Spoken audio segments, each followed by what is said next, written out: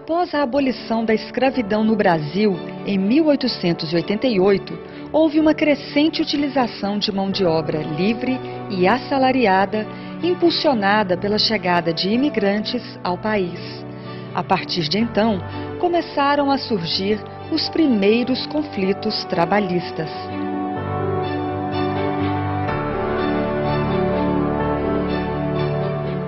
O movimento operário começava a ganhar força no cenário político nacional. Diversas leis trabalhistas foram aprovadas nesse período. Outro passo decisivo para a criação da Justiça do Trabalho no Brasil veio com a Constituição de 1934. O documento trouxe normas para proteger os trabalhadores, como salário mínimo, jornada de trabalho de 8 horas, repouso semanal, férias anuais remuneradas e indenização por dispensa sem justa causa.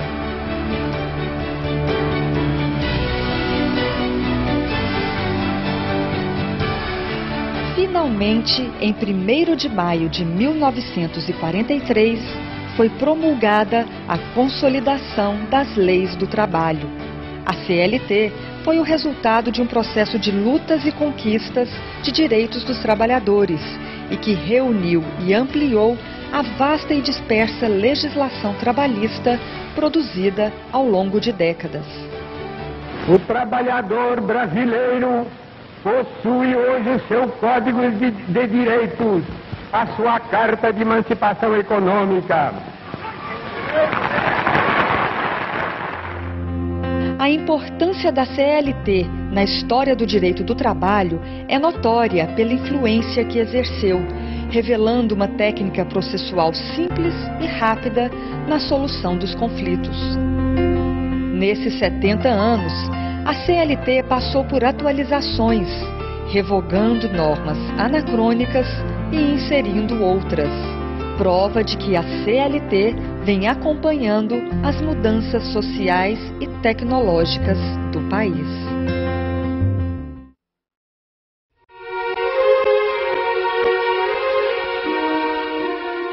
Após a Revolução Industrial, o trabalho feminino passou a ser utilizado em larga escala, substituindo até mesmo a mão de obra masculina.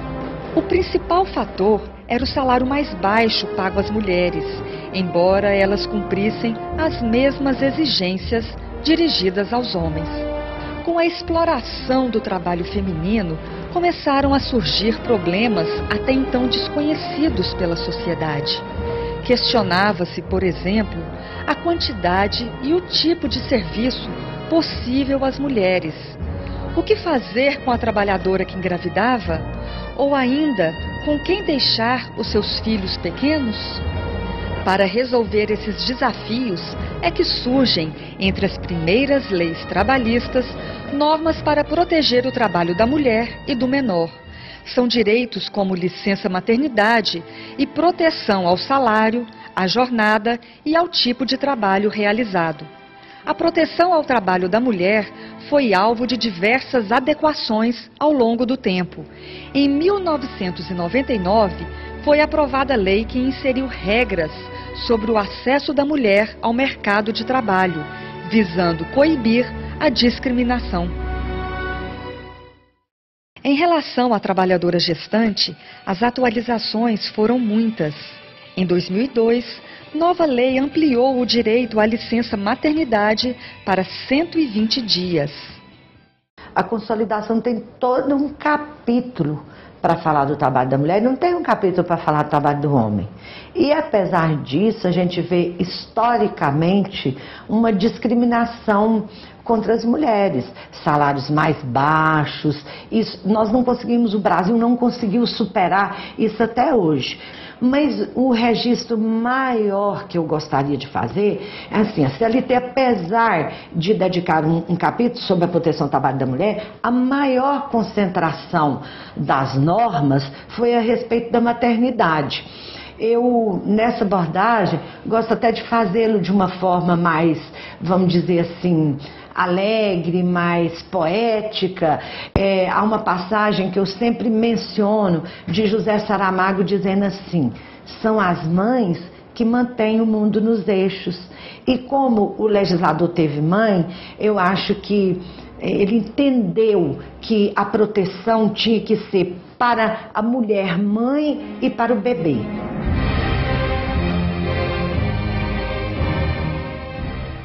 A infância é um momento de brincar, aprender, de ser protegido e amado. No ano de 2000, a Lei 10.097 alterou vários artigos na CLT para ampliar a proteção do trabalho do menor. É proibido, por exemplo, o trabalho do menor em locais que prejudiquem seu desenvolvimento físico, psíquico, moral e social, e em locais que comprometam o horário escolar. Infelizmente, existem muitos mitos ainda que imperam na mentalidade brasileira, no sentido de que o trabalho precoce não seria tão prejudicial à formação da criança. Isso é um mito que precisa ser destruído e o Ministério Público do Trabalho tem trabalhado nesse sentido, no sentido de esclarecer a população de que o trabalho antes da idade mínima permitida pela legislação, que é de 14 anos, ele, na verdade, é altamente prejudicial à formação psicológica, física e mesmo profissional dessa criança. No futuro, essa criança trabalhadora será um adulto não qualificado para o trabalho, não qualificado para atender às altas exigências do mercado de trabalho atual. Apesar de todo o aparato legal para evitar a exploração do trabalho infantil, no Brasil ainda há milhares de crianças trabalhando, algumas em condições degradantes.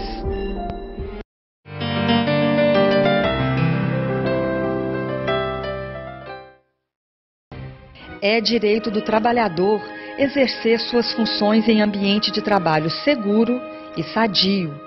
A segurança e saúde do trabalhador está entre os temas mais relevantes tratados pela legislação trabalhista.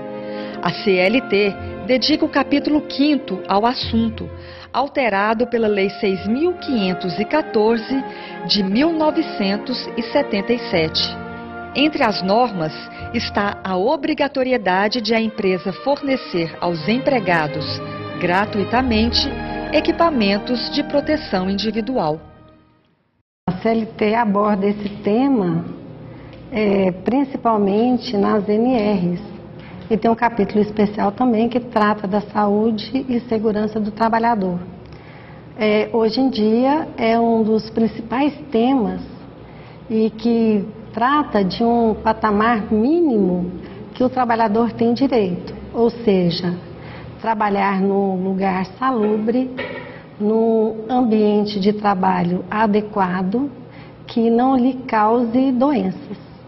Então nós temos um capítulo especial que trata da saúde e segurança do trabalhador e as NRs complementam o que deve ocorrer, o que deve existir de equipamentos, de tipo de trabalho, em cada atividade do comércio, indústria ou mesmo na prestação de serviços.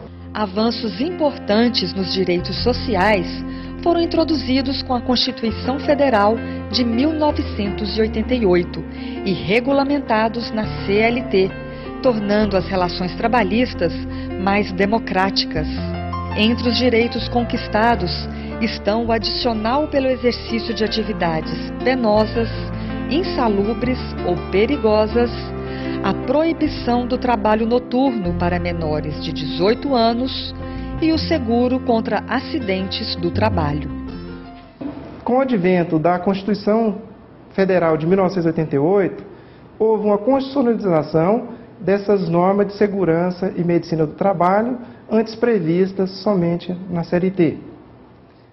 Essa Constituição de 1988, através de seu artigo 7, assegurou os trabalhadores os direitos sociais, dentre os quais a garantia da saúde através da implementação das normas de segurança e medicina do trabalho, por meio do qual visava a redução dos riscos inerentes ao trabalho.